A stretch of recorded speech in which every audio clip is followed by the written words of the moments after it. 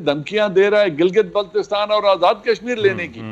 2016 میں 15 اگست کو نریندر مودی کھڑے ہو کر لال قلعے میں کہے کہ ہم گلگت اور بلتستان کے اندر سے لوگ میرے ساتھ رابطے میں ہیں.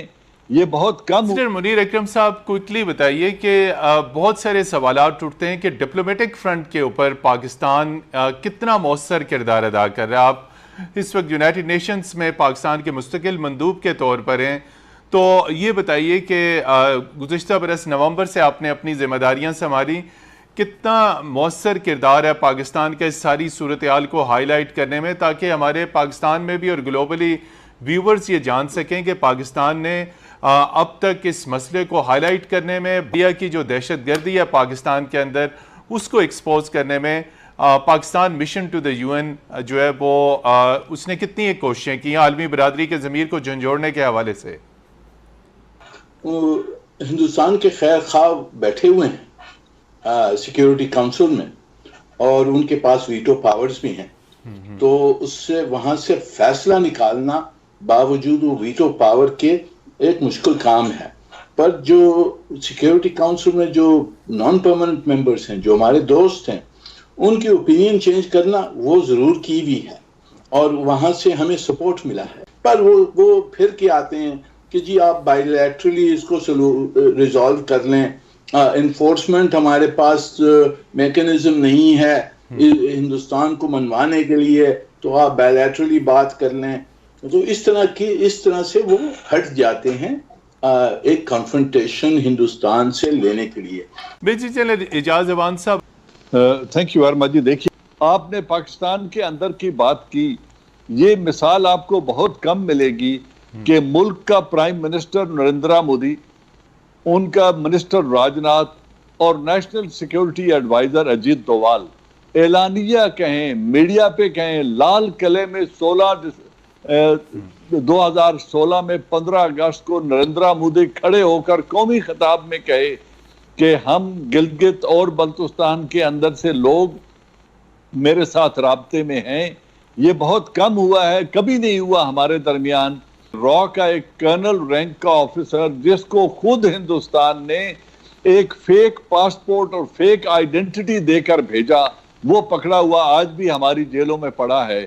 اتنی ایویڈنس کے باوجود پھر آپ نے چائنا کے کونسلیٹ کے اوپر حملے کی بات کی. یہ جو ہماری سٹاک ایکسچینج پہ حملہ ہوا، اس میں اب بی ایل اے کی چائنا سے کیا دشمنی ہے؟ کیا اس کو لنک کرنا اتنا مشکل ہے؟ اور ہمارے پاس شواہد موجود ہیں کہ اس میں این ڈی ایس اور را دونوں انوالو ہیں. را اس کی ماسٹر مائنڈ ہے. جی اب یہ سارا کچھ اعلانیہ ہو رہا ہے، تو پھر اس کا دیکھنا یہ ہے کہ دنیا اتنی بے حسی کیوں کر رہی ہے. اور پھر اگر دنیا اس سے صرف نظر کر رہی ہے تو پھر پاکستان نے کیا کرنا ہے، چائنا نے کیا کرنا ہے، وہ ہمیں کون سے اقدام اٹھانے پڑیں گے جب یہی جو انڈیا کے خیر خواہ بنے ہوئے ہیں، جن کا نیشنل انٹرسٹ ان کے ساتھ کوئنسائڈ کر رہا ہے، جن کا معاشی مفاد اور چائنا کے دشمنی یا چائنا کے خلاف ٹریڈ وار ان کو کوئی حرکت نہیں کرنے دیتی، پھر ان انٹرسٹ کو ہٹ کرنا ہوگا. اس کے لیے اپنی فورس موبلائزیشن کرنی ہوگی، حالات کو اس نہج پہ لے جانا ہوگا کہ یہ سب لوگ پھر اپنے اس انٹرسٹ کو خطرہ محسوس کریں. اس طرح سے پالیسی نہیں بدلتی ہے صرف اوپینین سے. ان کو نقصان جب ہوتا رہے گا پھر ان کی پالیسی بدلے گی. امریکہ کو اور فرانس کو، برطانیہ کو ہم کنونس کر سکیں کہ بھئی آپ انفورسمنٹ ایکشن پہ آئیں تو وہ ہوگا. پر میرے خیال میں اس وقت ان کے انٹرسٹ ہندوستان کے ساتھ اتنے گہرے ہیں کہ وہ اس قسم کا فیصلہ نکلنے نہیں دیتے ہیں. پر ہم نے کوشش تو کرنی ہے اور کر رہے ہیں. جی بالکل، پاکستان کوشش کر بھی رہا ہے اور کوشش کرنی بھی ہے. امبیسڈر صاحب نے بڑی خوبصورت بات کی کہ اس کا ایک لیگل ایشو ہے اور دنیا کہتی ہے بائی لیٹرلی حل کریں. بھائی جو یونائٹڈ نیشن ریزولوشنز کو نہیں مانتا اور یونی لیٹرلی ایک سٹیٹس کو اس نے تبدیل کر کے ان ریزولوشنز کو اٹھا کے ونڈو سے باہر پھینک دیا ہے، جس نے سملا ایگریمنٹ کو اٹھا کے ونڈو سے یکسر باہر پھینک دیا اور یہ کہہ دیا ہے کہ کشمیر کو 1948 میں یو این میں لے جانا ہی نہرو کی غلطی تھی اور ہم نے اس غلطی کو درست کر دیا ہے. یہ جس انتہا پسند حکومت کا سٹینڈ ہی یہ ہے، اس کے ساتھ بائی لیٹرل بات چیت کیا ہوگی؟ اس خطے میں حالات کو اس نہج پہ لے جانا پڑے گا. میں اوپن کہتا ہوں ملیٹریلی اس نہج پہ لے جانا پڑے گا کہ لوگ دوڑتے ہوئے آئیں اور اس خطے میں اپنے مفادات کا دفاع کریں. جو ان کی billions, hundreds of billions of dollars کی انویسٹمنٹ ہے انڈیا میں، اس کا دفاع ان کی مجبوری بن جائے. آزاد کشمیر کے دوستوں کو اجازت دے دیں کہ جائیں اور اپنے بہن بھائیوں کی مدد کریں، ان کی مالی مدد کریں، ان کو ہتھیار پرووائڈ کریں. اب یہ سب کچھ فرض ہو چکا ہے. اب یہ وہ ڈپلومیسی کے اور نائسٹیز کے اور اخلاق کی باتوں کے اور وہ لولی پاپس کا زمانہ جو ہے وہ بہت دیر ہو چکی ہے. اب ہمیں کوئی عملی قدم اٹھانا ہوگا، ورنہ ہندوستان تو ہمیں دھمکیاں دے رہا ہے گلگت بلتستان اور آزاد کشمیر لینے کی. وہ گلوان کے ایریے میں اور اس میں اسرائیل اور انڈیا مل کے بیسز بنانا چاہتے ہیں.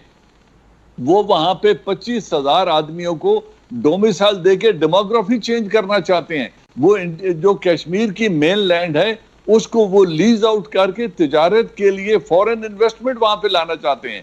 تو جب وہ یہ سب کچھ کرنے کے لیے اعلانیہ کہہ رہے ہیں تو پھر ان کو بزور بازو روکنا پڑے گا.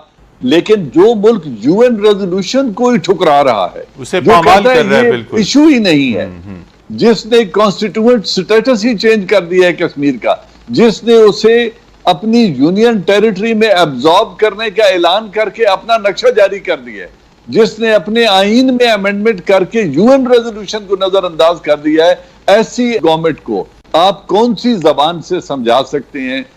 ڈپلومیسی کے ساتھ ساتھ لابنگ کا بڑا اہم کردار ہے. اب آخری منٹ ہے، صرف اس میں بتائیے کہ اپنے وسیع تر سفارتی کیریئر کو مد نظر رکھتے ہوئے کہ واشنگٹن اور نیو یارک میں جہاں پہ یونائٹڈ نیشنز ہے، دنیا بھر میں آپ نے سرو کیا ہے، لابنگ میں ہماری کیا گرے ایریاز ہیں، کیا کمزوری ہے جہاں پہ ہمارے کو جی میں بتاتا ہوں.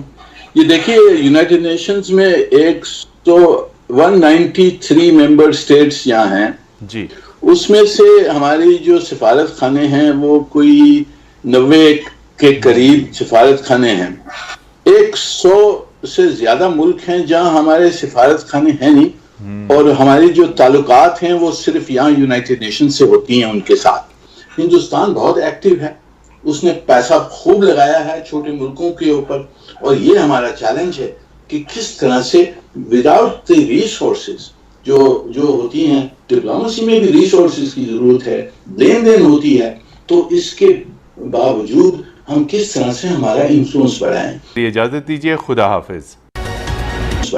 ابھی جو پرچریا میں آپ نے بھارت کی بڑھتی ہوئی آرتھک طاقت، سفل کूटनीति تथा विश्व मंच पर बढ़ते हुए प्रभाव के बारे में सुना, और वह भी ऐसे लोगों के मुंह से सुना जो शायद ही भारत के बारे में अच्छा सुनते हैं.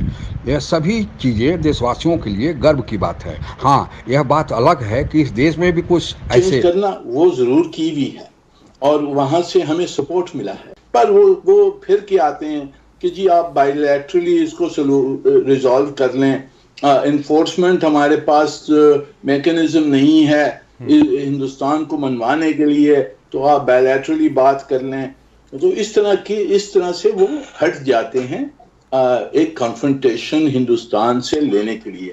جی چلیں اعجاز زبان صاحب.